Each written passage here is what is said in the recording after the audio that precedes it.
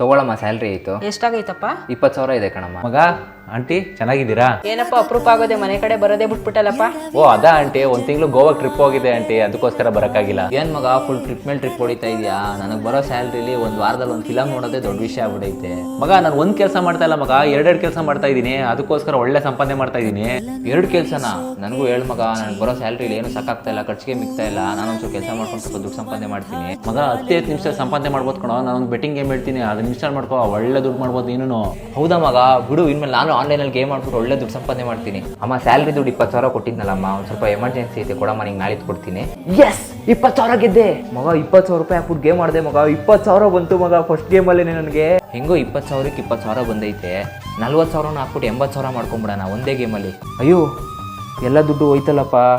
ಥೂ, ಈ ಆನ್ಲೈನ್ ಗೇಮೇ ದೊಡ್ಡ ಮೋಸ ಗುರು. ಫ್ರೆಂಡ್ ಹೇಳಿದ್ದು ಈ ಆನ್ಲೈನ್ ಬೆಟ್ಟಿಂಗ್ ಆ್ಯಪ್ನ ನಂಬ್ಕೊಂಡು ದುಡ್ಡು ಹಾಕಿ ಹಾಳಾದ್ನಲ್ಲಪ್ಪ.